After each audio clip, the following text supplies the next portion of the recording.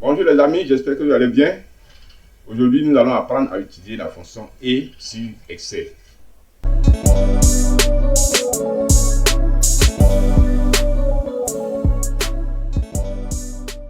Aujourd'hui, nous allons étudier la fonction et. Je vais ouvrir le fichier Excel qui va nous servir de support pour notre étude. Voici deux tableaux. Nous n'allons pas utiliser celui-là d'abord. Nous nous intéressons au premier tableau. Et voici notre exercice. Pour bénéficier d'une prime, un employé doit avoir au moins 10 ans d'ancienneté et être âgé d'au moins 40 ans. Vous voyez ici, l'employé doit remplir les deux conditions en même temps. S'il ne remplit pas une des deux conditions, il est disqualifié. Il ne peut pas obtenir la prime. Donc, nous allons dire à Excel de vérifier si l'employé remplit ces deux conditions. Être âgé d'au moins 40 ans, avoir au moins 10 ans d'ancienneté. Ici, nous avons notre tableau. Voici les prénoms des employés. Nous avons ici la colonne des âges et ici la colonne des anciennetés. Nous précisons que l'ancienneté est le temps que la personne a déjà passé dans l'entreprise. Nous allons nous intéresser donc à la première personne sur la liste, c'est-à-dire ici Michel. Et nous allons prendre la ligne de Michel. Nous venons ici. Ici, nous avons écrit mérite la prime. Voilà, donc nous allons vérifier ici si Michel mérite la prime. Nous cliquons donc dans cette cellule et nous allons écrire notre formule avec la fonction et. Comme nous le savons, pour écrire les formules, on commence par égal. Donc, je mets égal ici et je mets et. Voilà, et j'ouvre une parenthèse. Lorsque j'ouvre une parenthèse, ici déjà, il me met la syntaxe de la fonction et. Qu'est-ce que je dois écrire? Je dois écrire une valeur logique ici, une valeur logique là. Et s'il y a une troisième valeur logique, je l'écris ici. Et ces valeurs logiques que je vais écrire ici s'appellent les arguments. Alors, première valeur logique, je vais cliquer dans la cellule des âges. Je clique ici et il est dit que l'âge doit être supérieur ou égal à 40. Je vais utiliser mon clavier visuel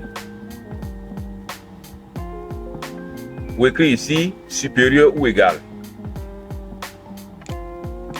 Supérieur et puis je mets égal. Voilà, supérieur ou égal, je mets le signe supérieur et je mets le signe égal. Supérieur ou égal à combien? L'âge. Supérieur ou égal à 40. Voilà, je viens d'écrire la première condition. Et quelle est la deuxième condition que la personne doit remplir? La personne doit avoir une ancienneté supérieure ou égale à 10 ans. Je vais mettre point virgule. Les arguments doivent être séparés par un point virgule. Je mets point virgule ici. Et je viens cliquer dans la deuxième cellule, la cellule des anciennetés. Je clique là et je vais écrire encore supérieur ou égal. Supérieur égal. Supérieur ou égal à combien? Supérieur ou égal à 10. J'ai fini d'écrire mes deux conditions. Je vais fermer la parenthèse. S'il y avait une troisième condition, je mettais point virgule et j'écrivais encore cette condition-là. Mais il n'y en a que deux pour le moment. Donc, je vais fermer la parenthèse ici. Et je vais valider ma formule avec la touche entrée de mon clavier. Je tape la touche entrée de mon clavier pour valider. Voilà. Il met ici faux. Faux, cela veut dire que cette personne ne remplit pas les conditions pour être bénéficiaire de la prime. Ici, la personne n'a pas encore atteint les 40 ans. Alors qu'ici, la personne a déjà dépassé les 12 ans d'ancienneté, elle n'a pas encore atteint les 40 ans. Or, il faut que les deux conditions soient remplies en même temps. Alors, je vais appliquer cette formule à tous ceux qui sont là, à tous les employés de l'entreprise. Je clique dans la cellule et je viens mettre le curseur ici sur le petit point en bas à droite. Je mets mon doigt sur la touche gauche du pavé tactile et je glisse vers le bas. Arrivé là, je lâche la souris. Voilà, vous voyez, regardez ici, il met faux, vrai. Vrai. Vrai, ici nous avons 42 ans, 15 ans d'ancienneté. Voilà, celui-là remplit les conditions. Nous avons aussi 41 ans, 13 ans d'ancienneté. Oui, elle a dépassé les 40 ans, elle a dépassé aussi les 10 ans d'ancienneté. Alors, elle bénéficie de la prime. Ainsi de suite. Voilà, ici, faux, parce que c'est 26 ans d'âge et puis 2 ans seulement d'ancienneté. Aucune condition même n'est remplie, ainsi de suite. Donc, voilà comment on utilise la fonction et. Elle vérifie que toutes les conditions sont remplies. Nous allons voir maintenant le deuxième tableau. Le deuxième tableau va nous permettre d'exprimer ce que nous voulons que Excel nous dise si la personne remplit la condition. Au lieu de mettre vrai, Excel va peut-être dire oui, il mérite la prime, ainsi de suite. Ce que nous allons dire à Excel de nous dire, c'est ce que Excel va nous dire. Mais pour cela, nous allons utiliser la fonction si. Nous allons coupler les deux fonctions, c'est-à-dire utiliser la fonction si avec la fonction et. Voilà, on dit qu'on imbrique la fonction si à la fonction et. C'est ce que nous allons faire maintenant. On va demander à Excel de nous dire si la première personne qui est là remplit les conditions. Et on va lui dire cette fois-ci, si la personne remplit les conditions, alors il faut nous dire oui. Parce que la question est là, mérite la prime. Excel nous dira oui. Si la personne ne remplit pas les conditions, on va demander à Excel de ne rien mettre devant. Bien, c'est ce que nous allons faire. Donc, je clique ici, dans cette cellule, pour vérifier si cette première personne, Michel, remplit les conditions pour avoir la prime. Je vais écrire la formule, j'écris égal, je mets si, et j'ouvre une parenthèse, j'écris maintenant et. Voilà, j'ouvre encore une parenthèse. Je vais écrire d'abord les arguments de la fonction et. K8, je clique sur cette cellule. Ce qui est à l'intérieur de cette cellule doit être supérieur ou égal à 40. Supérieur ou égal à 40. Je mets un point virgule.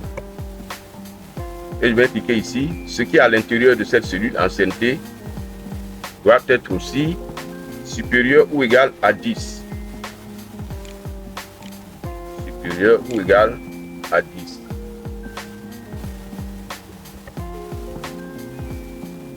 Voilà, je vais fermer la parenthèse. Ça, c'est la parenthèse de la fonction et. Maintenant, si ces conditions sont remplies, qu'est-ce que Excel doit faire? Je vais ouvrir les griffes. Et je vais mettre oui. Et je ferme les griffes. Ce qui veut dire que Excel doit écrire oui. Excel doit me dire oui. Maintenant, si ces conditions ne sont pas remplies, nous devons dire aussi ce que Excel doit faire. Excel ne doit rien écrire. La cellule doit rester vide. Donc je mets point virgule, j'ouvre les griffes et je ferme les griffes. Ça veut dire que puisqu'il n'y a rien entre les griffes, cela signifie que Excel ne doit rien écrire là. Et je ferme la parenthèse de si. Ferme la parenthèse. Voilà. Tous les arguments sont écrits, toutes les parenthèses sont fermées. Ma formule est terminée. Je vais maintenant la valider en tapant la touche entrée de mon clavier. Voilà. Il n'a rien écrit ici. Ça veut dire que ici, là, cette personne ne vérifie pas les conditions. 37, 12, comme nous l'avons vu tout à l'heure dans le premier tableau, la première personne ici ne remplit pas les conditions. Alors, nous allons généraliser la formule, nous allons l'appliquer à tous les employés. Voilà. Il a mis oui, oui, oui. Voici les trois qui remplissent les conditions. De même qu'ici, où il y avait vrai, vrai et vrai. Voilà.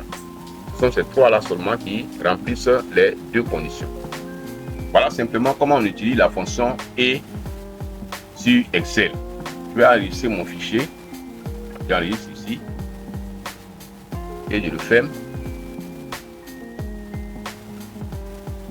Si cette vidéo vous a plu, laissez-moi un like et abonnez-vous à la chaîne. Car nous avons beaucoup d'autres vidéos à faire encore ici, beaucoup d'autres tutoriels pour que vous soyez à l'aise en informatique. On se retrouve prochainement par la grâce de Dieu pour une autre vidéo. Au revoir.